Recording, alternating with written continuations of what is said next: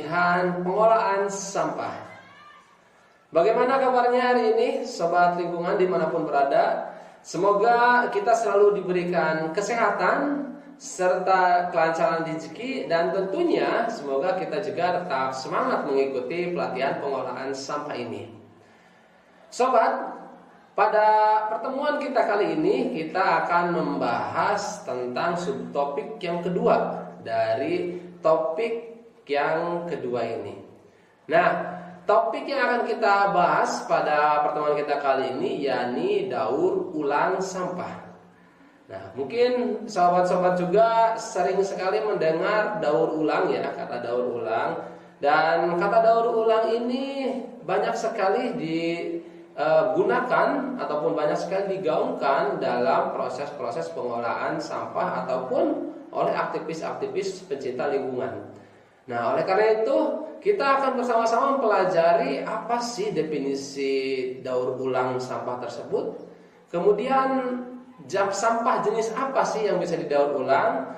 Tentunya prosesnya seperti apa dan manfaat daur ulang sampah itu apa bagi kita dan bagi lingkungan.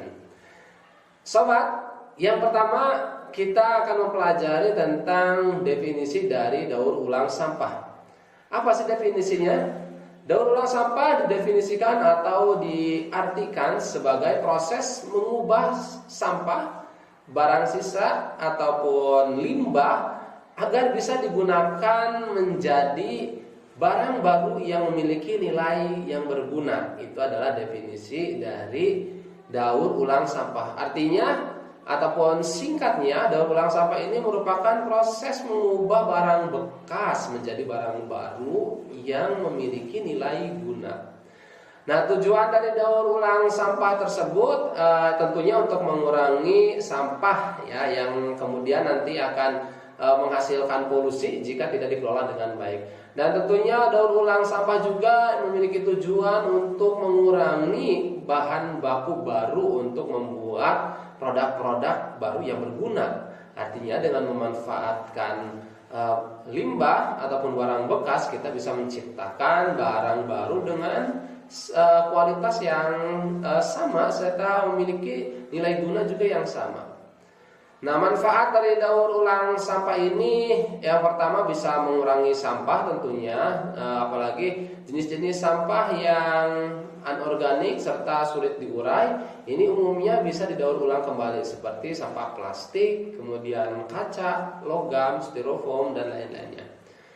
Kemudian manfaat dari daur ulang sampah juga bisa menghemat sumber daya alam. Artinya seperti kita memanfaatkan plastik dan sampah plastik, kita tidak usah untuk membeli bahan baru gitu ya, ataupun tidak usah untuk mengadakan bahan plastik baru yang diambil dari alam. Artinya di sini manfaatnya bisa menghemat sumber daya alam.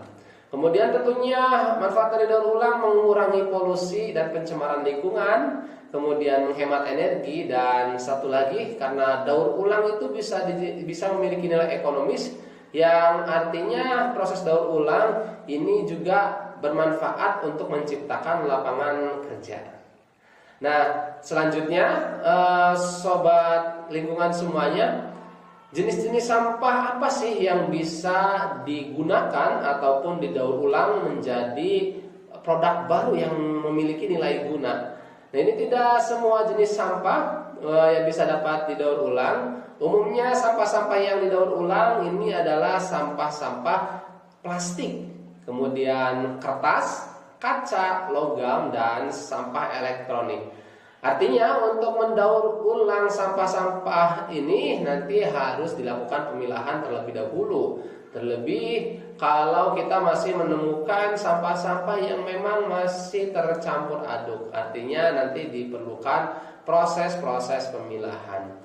Nah, adapun sampah-sampah yang tidak tergolong ke dalam sampah-sampah yang bisa didaur ulang ini umumnya akan dimanfaatkan untuk pengolahan lainnya seperti kompos ataupun pembuatan pupuk organik ya, seperti sisa dari makanan ataupun sisa dari sayuran, sisa dari dari tumbuhan itu bisa digunakan untuk diolah ataupun diproses menjadi bahan-bahan lainnya. Nah, adapun di daur ulang tadi umumnya adalah sampah-sampah yang berjenis plastik, kertas, kaca, logam, dan sampah elektronik. Nah, selanjutnya sobat lingkungan, bagaimana sih proses daur ulang sampah sebelum nantinya bisa kita proses menjadi produk baru? Ini ada 3 langkah utama dalam proses daur ulang sampah. Yang pertama adalah proses pengumpulan dan pemilahan sampah tersebut.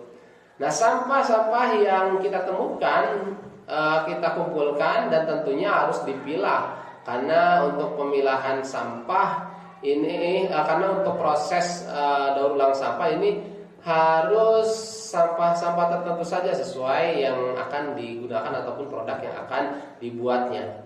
Dan untuk sampah ini biasanya kita banyak juga melihat fenomena di masyarakat ini seperti pemulung-pemulung. Nah, itu sebenarnya membantu proses pemilahan sampah sobat lingkungan.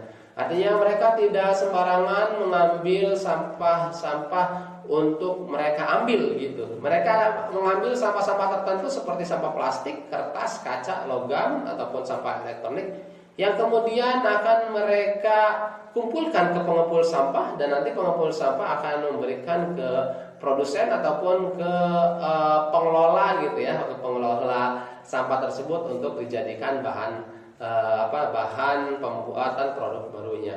Nah, artinya jika kita ingin melakukannya sendiri, tentunya ini harus mencari tempat sampah di mana, kemudian untuk kita melakukan pemilahan dan mengambil sampah ataupun barang bekas yang akan kita gunakan. Kemudian untuk proses yang kedua dalam tahap daur ulang ini adalah pembersihan dan pengolahan awal dari sampah yang telah dipilah. Kita tahu bahwa sampah yang umumnya ada di tempat-tempat kita ini belum terpisahkan secara baik, di mana sampah organik dan anorganik tercampur merata. Sehingga pada saat kita mengambil sampah-sampah yang akan dimanfaatkan, ini masih ada zat-zat kontaminan yang menempel di dalam sampah tersebut.